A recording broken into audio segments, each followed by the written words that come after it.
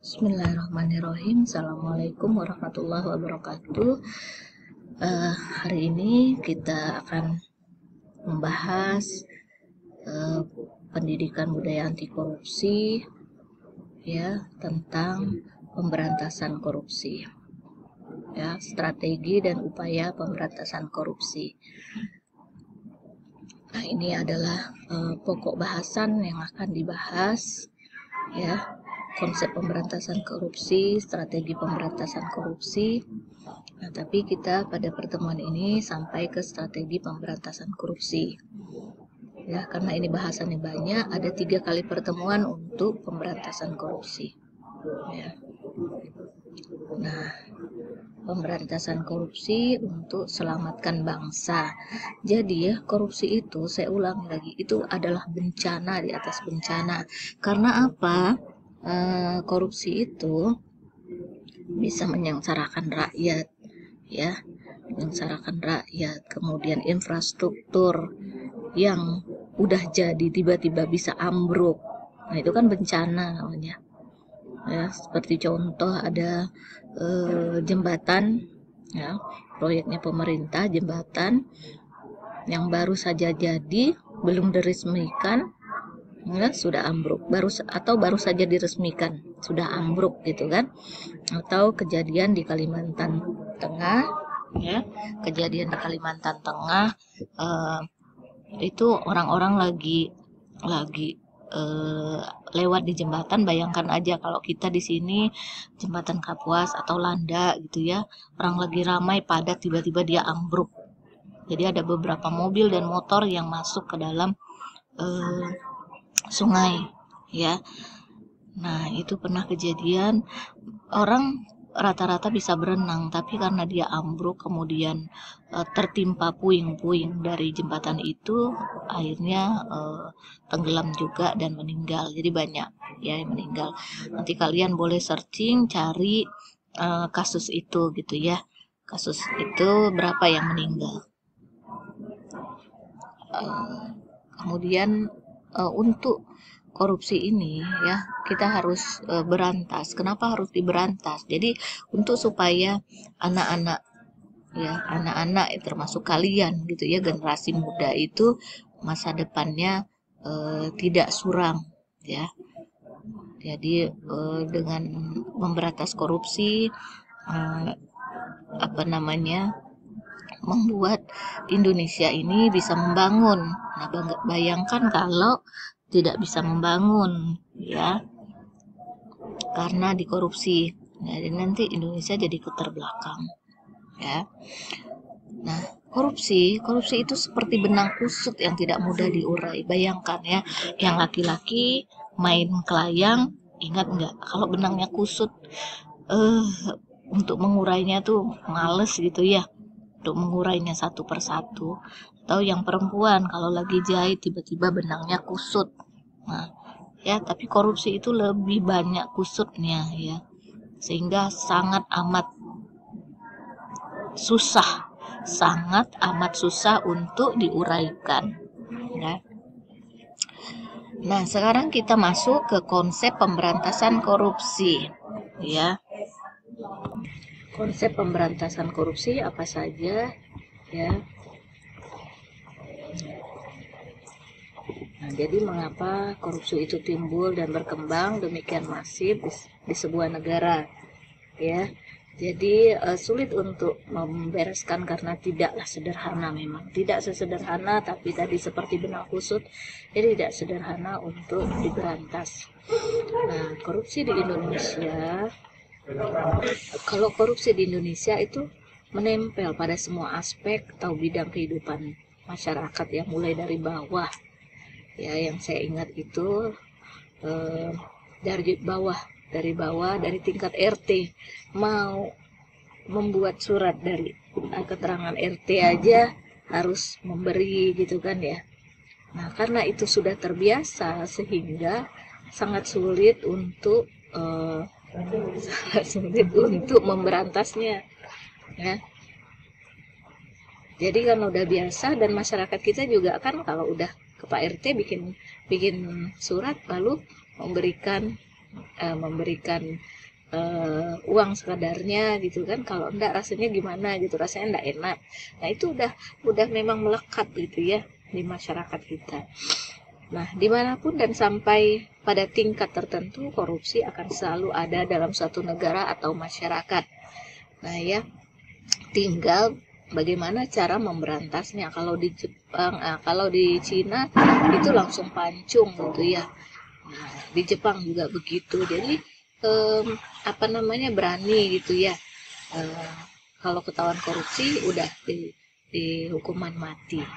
Nah, ya itu membuat orang sangat jera. Nah, jadi kalau di kita strategi pemberantasan harus disesuaikan dengan konteks masyarakat maupun organisasi yang dituju, sehingga tadi tidak main bunuh sebenarnya ya, karena orang kan bisa berubah untuk menjadi baik. Nah, strategi pemberantasan korupsi yang pertama adalah pencegahan. Strategi pemberantasan korupsi yang pertama itu pencegahan, kemudian penegakan hukum, harmonisasi peraturan perundang-undangan, kerjasama internasional. Ini yang akan dibahas ya. Kita sampai ke pencegahan dulu, dengan penegakan hukum. Apa itu? Kita lihat strategi pemberantasan korupsi. Yang pertama itu Komisi Pemberantasan Korupsi. Apa strateginya? Ya, strategi represif itu penindakan. Kalau KPK itu melakukan penindakan, diintai dulu, udah cukup bukti yang kuat, baru adanya penindakan. Ya. Kemudian adanya strategi perbaikan sistem. Ya, jadi ada penataan pelayanan pabrik, supervisi, transparansi. Jadi strategi perbaikan sistem itu, jadi sistemnya diperpendek. Misal saja untuk membuat surat keterangan itu tidak harus panjang birokrasinya, harus ke sini ke A B C D sampai Z, tetapi cukup sampai A dan B saja sudah ini selesai. Kemudian pelayanan publik juga ya. Pelayanan publik, bagaimana seorang customer service itu sangat ramah, sehingga orang mudah gitu kan untuk menyampaikan apa unek-uneknya. Kemudian ada supervisi ada turun dari atasan ke bawah untuk melihat apakah sudah dilakukan pelayanan publik yang benar, pelayanan publik yang baik ya, yang benar dan baik gitu ya.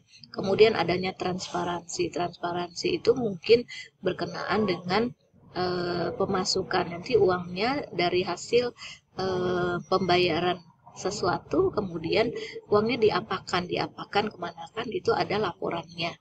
Kemudian yang ketiga, strategi edukasi dan kampanye. Jadi edukasi kepada semua lapisan masyarakat, baik yang bekerja maupun masyarakat yang membutuhkan pelayanan publik itu, bahwa misalnya kalau di puskesmas itu harus ngambil antrian dulu, kemudian nanti ke loket menunggu dipanggil, kemudian ke loket daftar dan menunggu antrian untuk diperiksa ke dokter. Nah, misalnya itu ada edukasinya dapat berupa alur pelayanan ya, alur pelayanan atau SOP-nya. Misalnya kalian mau membayar uang semester gitu ya, uang semester itu harus mendapatkan dari mana dulu ya, rinciannya mungkin dari pihak akademi, kemudian dari pergi ke bank dan sebagainya, lalu struknya diberikan ke bendahara dan sebagainya. Nah itu edukasi dan kampanye kepada semua masyarakat. Nah upaya penindakan merupakan perwujudan dari strategi represif. Jadi penindakan itu orang yang sudah melakukan suatu kesalahan atau suatu tindak pidana korupsi, barulah ada upaya penindakan. Ya, upaya represif yaitu upaya penanganan yang menitikberatkan pada sifat penumpasan setelah kejahatan korupsi terjadi. Jadi penumpasannya setelah kejadian korupsi itu. Kalau belum. Nah, diharapkan dapat memberikan efek jera pada pelaku korupsi. Nah, ini tugas kalian, silahkan kalian identifikasi melalui sumber-sumber yang ada dan dapat dipercaya ya. Pada tahun 2018 itu jumlah koruptor, kalian cari jumlah koruptor yang dihukum karena tindak pidana korupsi ya, karena kasusnya apa, tapi dia udah jatuh ya, yang sudah jatuh putusan hukumnya, bukan yang lagi hot-hotnya tapi belum jatuh hukuman ya. Jadi sepanjang 2018 kalian cari ya, yang sudah dihukum ya, itu kasusnya apa, tindak pidana korupsinya apa, terus dihukum karena tindak pidana korupsi kah dia, kemudian kasusnya apa, misalnya penyelewengan dana pandemi misalnya begitu ya, pandemi mah belum 2018 ya, atau penyelewengan dana pembangunan infrastruktur apa, jembatan atau apa gitu ya. Tapi yang sudah jatuh hukuman kemudian nanti dihukum berapa tahun, misalnya 15 tahun atau 7 tahun ya, terserah, pokoknya ada ada keterangannya, kasusnya apa, korupsi apa, kemudian dia berapa tahun penjaranya. Nah, itu sepanjang 2018. Nama koruptornya juga siapa ya, yang jelas gitu, dia korupsi di bagian di instansi mana, apakah instansi kesehatan, pertanian, dan sebagainya ya. Itu tugasnya kalian. Nah, ini ada pengadilan tidak koruptor, itu artinya ini pengadilan tindak pidana korupsi itu namanya tipikor ya, jadi beda dengan yang maling pencuri ayam ya. Kalau di Pontianak ini ada di Jalan Urai Bawadi atau di Jalan Jawa ya, pengadilan tipikor ini. Nah, langkah upaya penindakannya berupa yang penanganan laporan pengaduan masyarakat dulu. Masyarakat mengadukan, baru si A itu tersangka melakukan korupsi, itu ada aduan. Jadi perlu verifikasi dan penelaahan, benar nggak nih? Dikumpulkanlah segala bukti, lalu dilakukanlah penyelidikan. Ya, apabila ditemukan bukti permulaan yang cukup dalam waktu paling lambat 7 hari, maka laporkan ke KPK. Ya, jadi ada awalnya pengaduan masyarakat, tapi kalau masyarakat ikhlas saja uangnya dikorupsi ya nggak jadi dia ya kan, harus ada pengaduan, kemudian nanti dilakukan penyelidikan. Setelah itu dalam waktu 7 hari sudah dapat bukti permulaan yang cukup, maka dilaporkanlah ke KPK, lalu dilakukan penyidikan oleh KPK. Nanti dipanggil, tersangka wajib memberikan keterangan kepada penyidik. Nah, jadi beda ya penyelidikan dengan penyidikan. Yang ketiga itu penyidikan, setelah laporan dari KPK, orangnya nanti dipanggil KPK. Kemudian tersangka itu wajib memberikan keterangan kepada penyidik tentang apa tadi yang disangkakan oleh masyarakat, kemudian ditemukan bukti-buktinya ya, kemudian dipertanyakanlah benar nggak nih gitu kan. Dan itu kan ada caranya juga, tidak main tanya terus dia bilang enggak lalu percaya, kan enggak ya. Jadi ada psikolognya juga di situ, ditanyakan berulang-ulang pertanyaan itu, nanti akan terungkap sendiri ya. Itu ada caranya ya.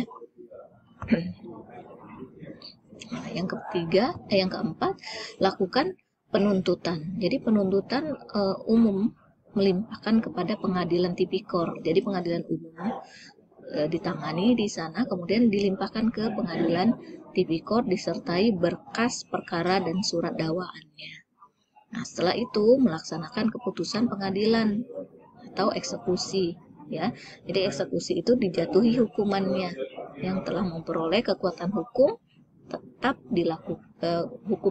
dilakukan oleh jaksa penuntut umum. Dituntut dia berapa, nanti baru diputuskan oleh hakim ya. Nah, ini ada tugas lagi. Jadi bagaimana menurut pengamatan kalian